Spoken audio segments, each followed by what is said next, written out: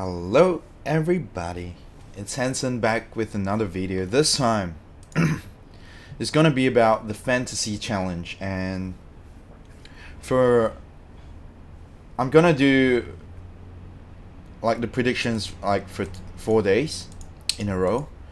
I've done all the research and even searched for third-party website for statistics, and even the previous Kiev Major and even TI6 I've reviewed, and I've checked back all the details and statistics of all the players and how it works, and this is what I figure out, like which I think is the best for you. Okay, so first, for people who don't have time, you can just copy this and use it. It doesn't have to be a gold card.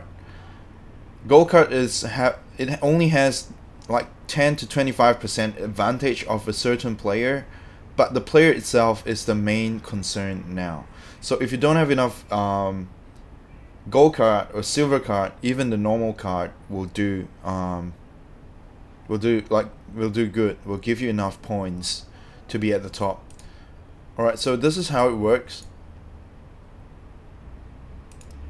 If you look at this is the scoring stats. I'm not going to go through that. If you want to look at it, you can look at it in your battle pass, and then briefly you'll understand how they accumulate the points. So basically anything could happen in the game. Anyone could be at a higher point. I don't think I'm going to be the top of the top, but I'm going to be in the top 100 list for sure this year, as the same as every year as well. I'm always in the top 100 list, so I got requests on doing this guide so that people can follow, and instead of just letting you copy and paste, I'm gonna explain why do I pick these players, and I'm not going to go through all that. You guys are going to have to go through that by yourself. Alright, so first of all, I have all the gold cards for every player and every team, except for this Chinese guy over here. For some reason I'm not getting that gold card. It's almost like a perfect gold card stack in my collection, but this just pissed me off, man. I don't know why I'm not getting this Afu guy. Alright, let's not talk about that. So I have every gold card. So all my fantasy challenge is gonna be gold card except for Afu. I'm not gonna use him. That's the only silver card I have for all 4 days. If you guys don't have time, you can just copy, or you're gonna be busy and you're not gonna have time for to open Dota. This is what I'm doing now. You can copy and paste all the player cards, or just spam any gold cards you have. Okay, so now I'm going to go into details on the first day. So first of all, why these two supports? Because Empire and Secret are the only two teams that have 6 games in day 1. The rest of the teams, the rest of the supports are gonna have only 4 games maximum, right? Or 4 games in total for sure, exactly 4 games. And only these two teams have 6 games. So I'm gonna pick three players out of Secret to put in the card slot. And for Team Empire, why didn't I use like all Team Empire and Secret? You might ask me, oh, why don't you use all 5 Secret members in over here? Because they usually perform really good in the group stage. Like they usually come up number 1 in the group stage for Team Secret. Alright, why don't I use all Secret? There's 2 reasons, okay? One is position 4 doesn't have a good high score in the fantasy challenge. So 2 set. If you're a fan of Jurex, you know, you're a fan of Boboka, you know, all these position 4 players are good in the game, but they're not good at scoring fantasy points, if you know what I mean. Because they're the one that move around the map, creating space for the team, but they don't score a high, you know, jungle stack, team fight score. They might be high in team fight score, but the rest of the stats is very low. I've done my research, and they're at the bottom. Even Jurex is at the very bottom of the fantasy score in Kiev Major, in TI6 as well. all this position 4 have never scored high. Okay, why position 5? Because they plant a lot of wards. That's their first priority. And then the second priority is team fight and chem stack. Alright, so if you have any of those bonus, go for it. And Team Secret, I'm not saying Puppy is the best, but in day 1 they are the only 2 teams that have 6 games. So this is the position 5. Miposhka is the position 5 player for Empire, and Puppy is the position 5 guys for Secret. So you make sure you want to put in position 5 players in the support roles, not position 4. You want to avoid putting position 4, no matter how much you love those players. I love Jurex, okay, I love Jurex a lot, but I'm not going to put him in my fantasy challenge. He's not going to score a high score. Offlane Kazoo, because he's probably the last the guy with the worst fantasy score, but he's got 6 games, so 6 game will top 4 game anytime in my opinion, but I could be wrong. 4 games might score better than 6 game if they lost 4 out of 6 games, but usually Team Secret is a team that perform really well in the group stage, and I'm going for mid 1 for the cores. Okay, and for the cores as well.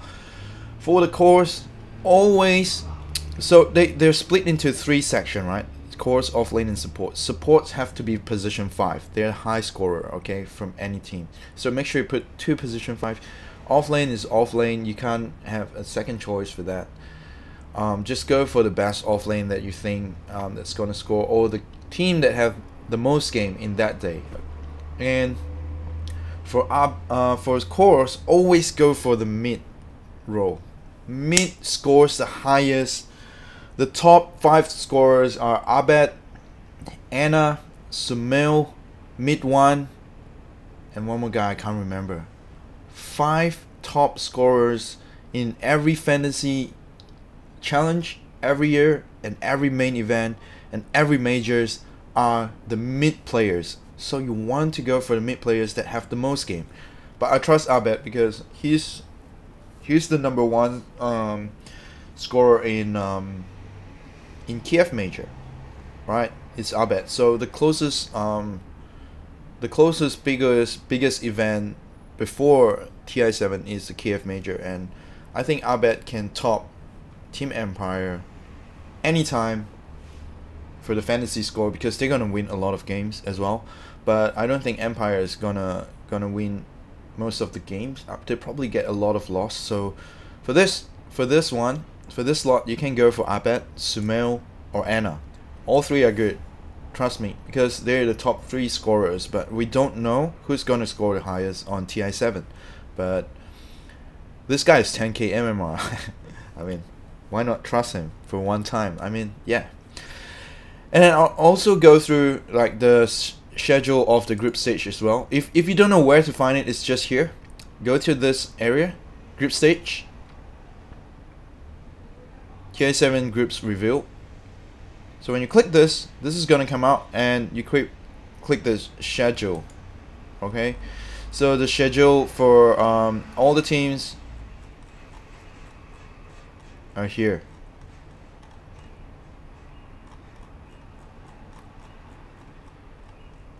Looks like the schedule is a bit different this time. Looks like more than Secret has 6 games. 1, 2, 3, 4, 5, 6. 1, 2, 3, 4, 5, 6. So they changed the schedule. It used to be only like Secret and Empire on the very top. So probably those cards you can change it any way you want it. I'm gonna change it. Obviously, if the schedule change. This is not what I saw yesterday when I predicted. Okay, so this is a different schedule right now in front of my face. 1, 2, 3, 4, 5.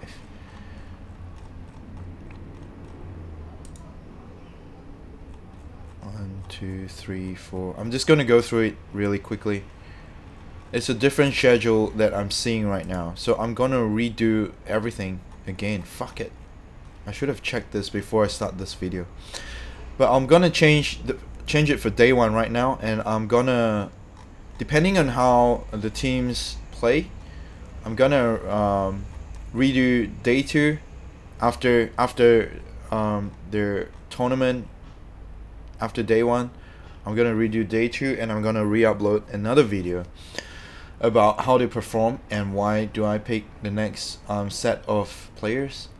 So maybe now that only Group A, as you can see, let's go back to the groups review. Alright, so we're gonna go on day 1 schedule, like so we can see a set of Group A, Group B. So there's only 2 groups, right? But Group A have 6 matches. So now you can pick any team in the Group A.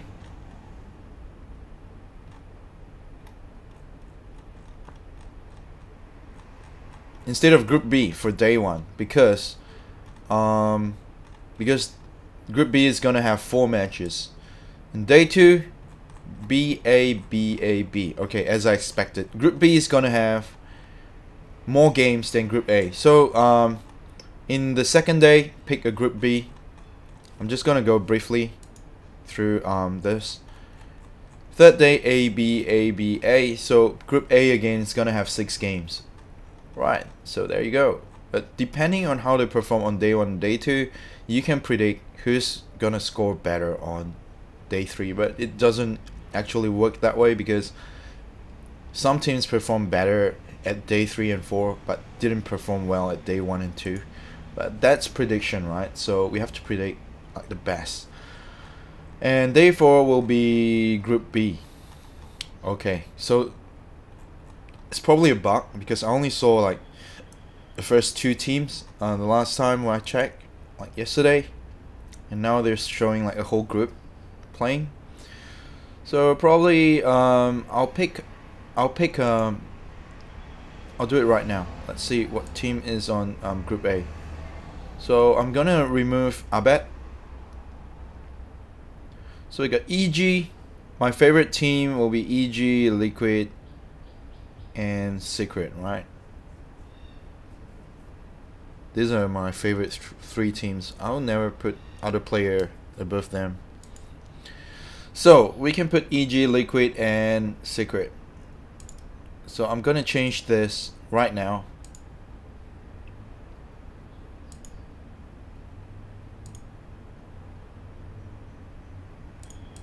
to Crit. Crit is one of the best warders in Dota 2, and I'm gonna pick Liquid. No, Miracle doesn't score the best. He's not the top mid player, at least in fantasy score. So if you want to win this, sometimes you have to. If you're a fan of Miracle, I know which there are a lot out there, but this game is not about who you favor, but who scores the best, right? You want to get the best out of your fantasy score so that you get more companion points. But if that's not a worry, then you can just go for your favorite player. But Sumail, Anna, and Abed, they're the 3 best mid scorer, and mid one's number 5, and number 4 I can't remember who is it. So I'm gonna go for EG and Secret. Secret because they always storm. They always storm the group stage. They're always the best in the group stage. So I'm going for Secret, and EG because they are more disciplined than, you know, like Liquid or OG. They're a bit more disciplined than the other teams, in my opinion. Or should I do this in one go, like for all the days? But the rest of the day depends on what happens. So this is my final conclusion for day 1. It's gonna be focused on EG and Secret. I mean, I could be wrong. Or okay, off lane, I'm gonna change the off lane to Universe.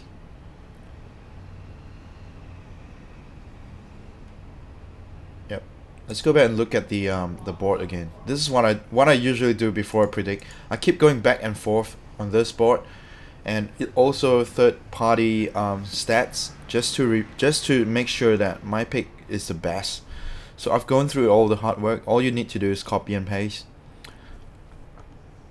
So let's see. Could be wrong here.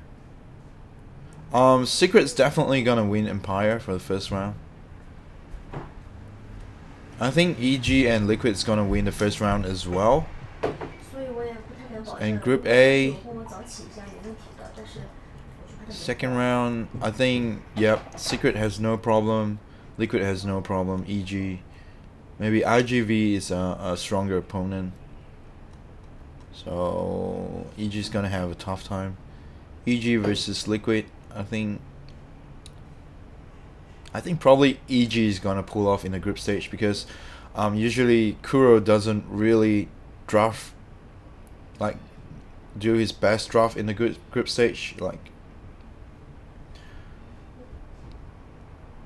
it looks like Secret's gonna top score the rest of the team, because he don't have like the strongest opponents. LGD versus Infamous and Team Empire. I mean, in general, Team Secret just have the weaker opponents. But I think so Liquid, EG. I mean, you guys might have different favorite teams in day one, but always make sure that you only pick the teams. This is very important. You only pick the teams in Group A, because they're the teams that have 6 games, right? And Team Group B only have 4 games in day one. So make sure you pick the right team, okay? So, and day 4, yeah, at the 5th on Saturday. Okay, this is another thing you want to look at. Group B, Group A, Group B. So Group B have more games than Group A. So make sure that you pick the teams. Your fantasy challenge has to be the teams in Group B instead of Group A, because they're the team that have more games than the other team. I don't even know if this schedule like in my computer is right now. So we're gonna have 5 groups every day. Day 1, 2. So day 1 is gonna be Group A. Day 2 is gonna be Group B. Day 3 is gonna be Group A again, and day 4 is gonna be Group B. That's how you're gonna pick your fantasy challenge.